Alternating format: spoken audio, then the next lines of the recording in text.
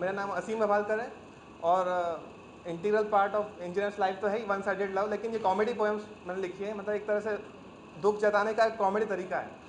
तो फिर मैंने इसको क्या किया था, जब मैं सेकंड या थर्ड सेम में था तब मैंने लिखा था। मतलब सब इतना अंदर इतना था कि कुछ निकले वैसे, वो पेन उठाई और लिख लिया। तो मैंने इसका पूरा कैटलॉग बनाया था एकदम अच्छे से। इसका नाम था दर्द भरे रॉकिंग नगमे, ऐसा। और सीजन वन था। अभी आगे from the makers of upcoming season 2 and 3 और in association with FOSLA FOSLA, frustrated one sided lovers association. तो इसमें डिस्क्लेमर ये है कि this work is purely for entertainment basis and any resemblance to real world is purely coincidental except one. Or note, no animals were harmed during making, but some of my friends and then तो ये 2 poems लिखी थी मैंने। तो first poem ये है कि one sided love है, क्लास में बैठे हैं, मैं इधर बैठा हूँ, वो उधर बैठी है, तो बैठा नहीं है, बैठी है, हाँ। और अब कि चलो क्लास का टाइम तो निकल जाता है, पर एक टाइम ऐसा आता है जब थोड़ा अनइजीनेस बढ़ जाती है, तो वो उसके बारे में है। गुजर जाते हैं क्लास के वो पल जब होती हो तुम आसपास, पर कैसे गुजारो रिसेस के वो 45 मिनट जब नहीं मिलता आंखों को तेरा एहसास।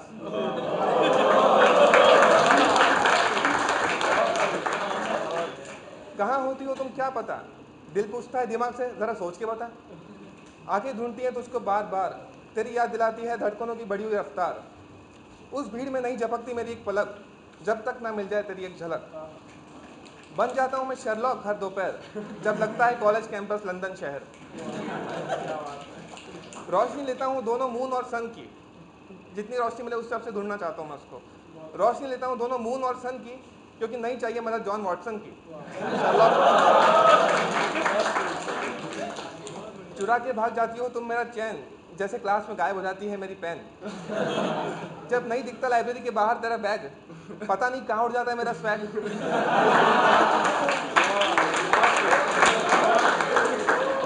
गई होगी तू कैंटीन खाने रोटी, कैसे कहूँ तू जल्दी हो जाएगी मोटी। तुझसे ज़्यादा ढूंढता हूँ तेरी सहेलियों को, जाने कब सुलझा पाऊंगा इन पहेलियों को। एक बार पता चल जाए तेरा अड्डा, लेके रहूँगा मैं अपना हक साडा। ढूंढते ढूंढते मेरी भी हो गई है पतली कमर, तुझे क्या पता कर रहा हूँ तुझे इस कविता से अमर।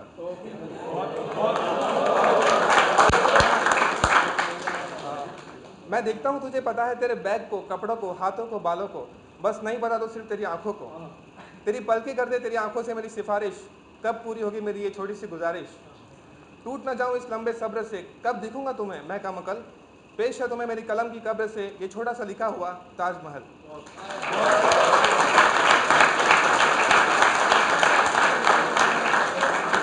अच्छा, वो एक कविता लिख दी तो क्लास में थोड़ा सा हो गया कि हाँ भी लिख सकता, मेरे को भी लगा लिख सकता हूँ, तो थोड़ा मैं और डीप में गया। अब देखते हैं और क्या निकला फिर एकदम से। समझती थी हमें कभी क्लास की आवाम, लेकिन हम तो बस थे अपने कलम के गुलाम। आलम तो यह था कि उठते थे दोस्तों के हाथ हमारे सजदे में, हम भी कहते थे उन्हें नमस्ते अपने आदाब अर्जे में। एक दिन पूछा किसी ने एक सवाल, जिसे सुनते ही उठा मेरे मन में बवाल। सवाल पूछा हमारी कविता नहीं हमसे, तो मेरी कविता नहीं मुझसे एकदम सवाल पूछा, मुझे समझ नहीं आया क्यों। बोली वो, कब मिलवा रहे हो मुझे अपनी प्रेरणा से, जिसके आने से आई है ज़िंदगी में बहार, जिसके होने से पता चलता है सुकून का अर्थ, जिसके ना होने से लगती है ये दुनिया व्यर्थ, जिसकी परछाई भर से मिल जाता है एहसास, जिससे तुम बनाओगे अपनी मम्मी को सास।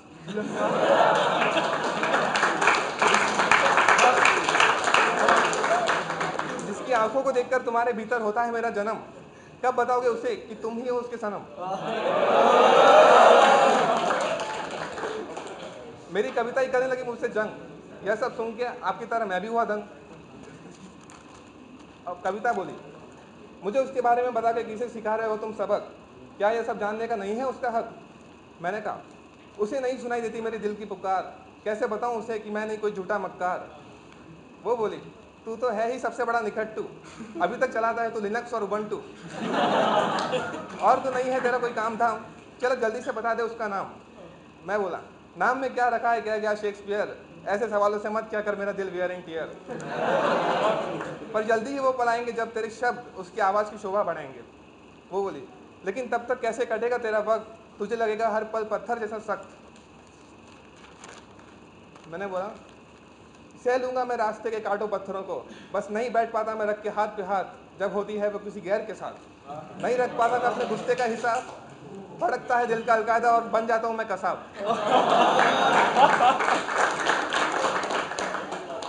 वो बोली, कोई तो मुझे उससे मिला दे, क्योंकि मैं ही हूँ उसका असली आईना।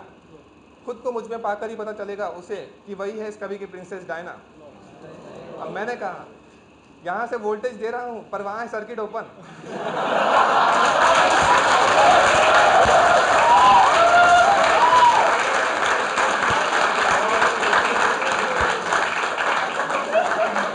मैंने कहा, यहाँ से वोल्टेज दे रहा हूँ पर वहाँ है सर्किट ओपन। ये दो दिलों का खेल है, नहीं कोई विंबलडन ओपन।